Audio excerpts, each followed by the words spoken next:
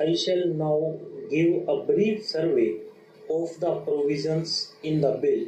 which are designed to encourage investments in productive enterprises to stimulate higher productivity as well as exports and to provide resources for expansion of industry. In order to encourage investment by individuals and Hindu undivided families in the equity shares of new industrial companies in India, provision has been made for the grant of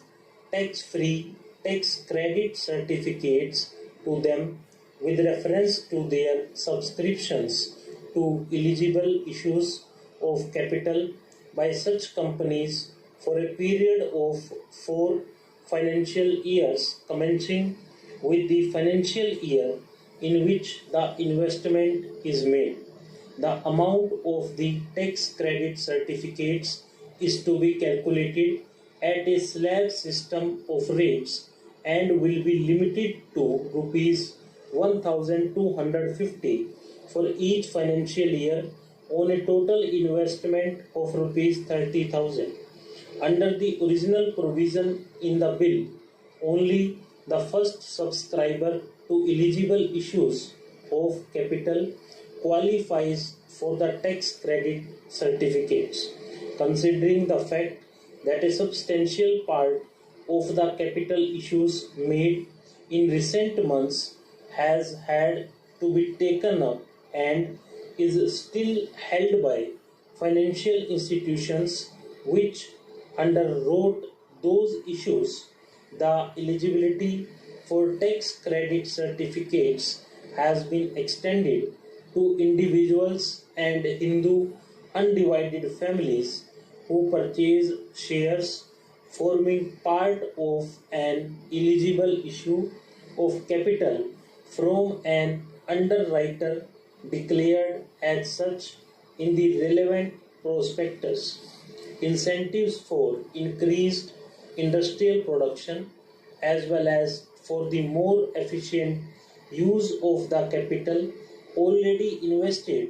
are provided in the form of tax credit certificates calculated with reference to the central excise duty payable on increased production in the relevant year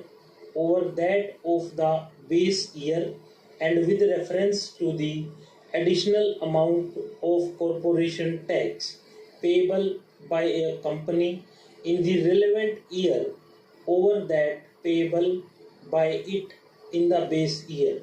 The amount of the tax credit certificates granted for these purposes is required to be used for discharging debt obligations, acquisition of capital assets in India,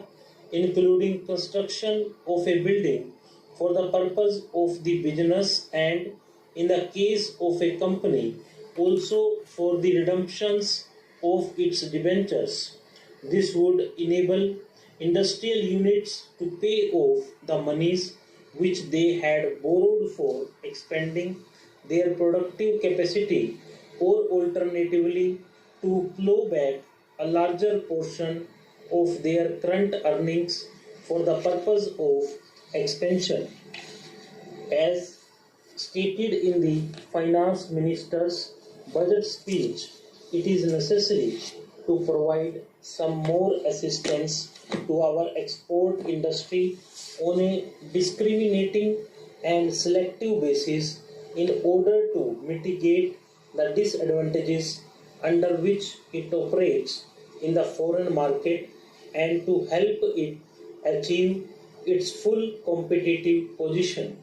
The tax credit certificates to be issued with reference to the value of exports will, I expect, provide an impetus for increasing our export potential and augment our foreign exchange earnings. In this connection, it is proposed to set up an advisory board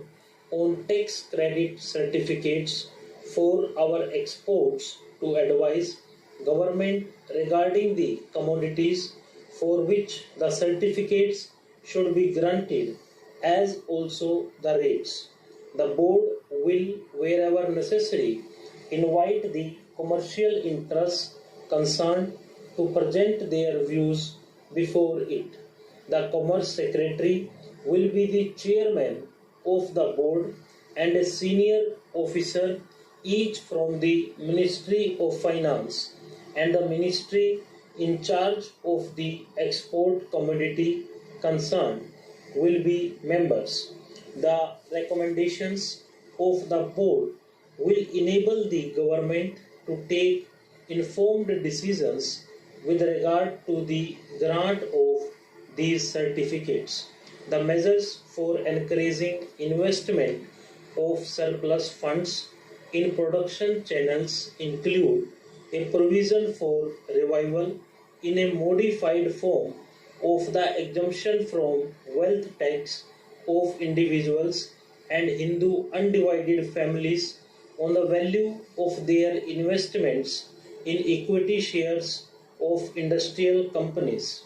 This exemption will be available to individuals and Hindu undivided families on the value of any equity shares held by them in an industrial company where such shares form part of the initial issue of equity share capital made by the company after the 31st March 1980 and will extend over a period of 5 successive assessment years, commencing with the assessment year next following the date on which the company commences the operations for which it has been established. Madam, the bill contains a scheme for voluntary disclosure of unaccounted income during a period of 3 months from 1st March to 31st May 1985. Tax is payable on the amount declared at the ad hoc rate of 60% with a rebate of 5% of the tax where the declaration has been made and the tax has been paid not later than the 31st March 1985, where the declarant is unable to pay the tax on the amount declared immediately, he has the option to pay it within a period of 6 months from the date of declaration, provided he furnishes adequate security in the form of a guarantee